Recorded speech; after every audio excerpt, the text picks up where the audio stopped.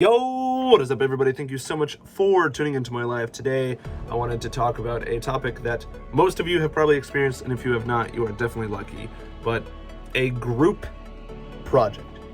Now, before I start this video, let me tell you that I love groups. I think groups are amazing.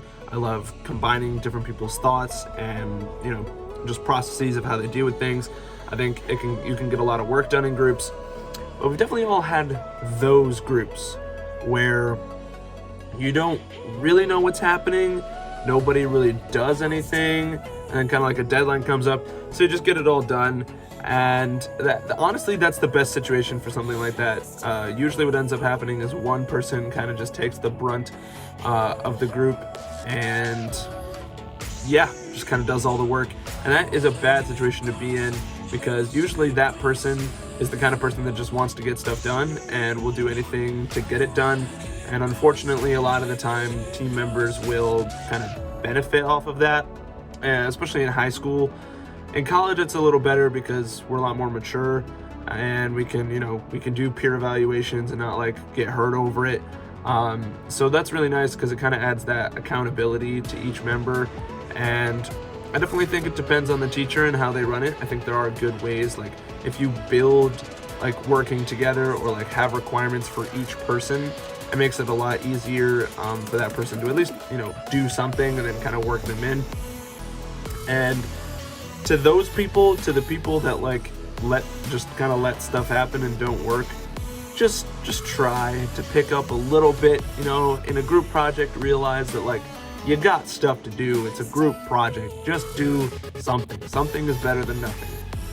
To the people on the other end of the spectrum, like me, that just kind of would sit down and do the whole thing by themselves, try maybe just to do half to start. If things are getting really tough, just do some work, do enough work that like people can tell you're trying, and kind of just get the ball rolling, and then say, okay, here, you do this and you do this. Usually, if you tell someone to do a specific task, because generally what happens is people just get overwhelmed by the fact they have this huge project, and then they're like, oh, I can't do any of it. I can't do it all, so I just won't do any.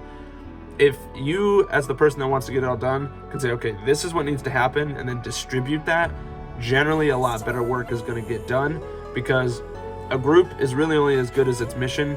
And so being able to have a smaller mission a lot of the time can help a group succeed to get to the bigger mission, because most of the people in the group are confident that the bigger mission is going to get done.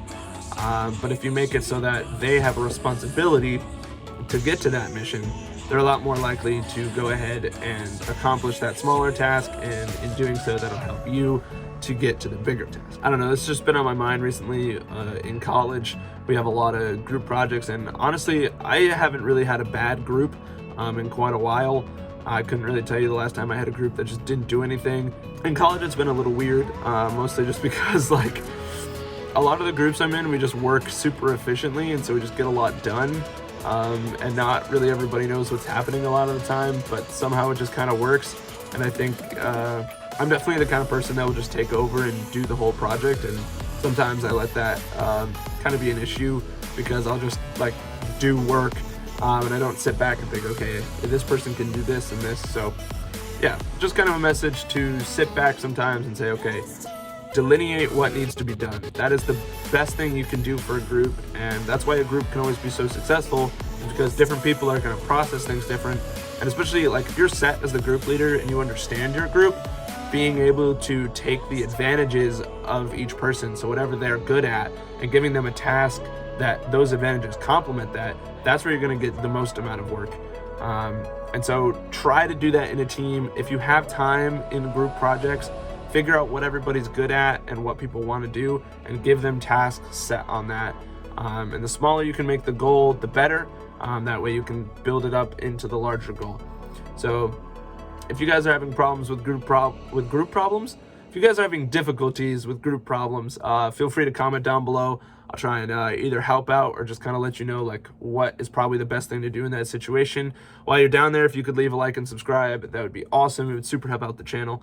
And that's all I got for you today. So as always, we'll see you tomorrow. Peace.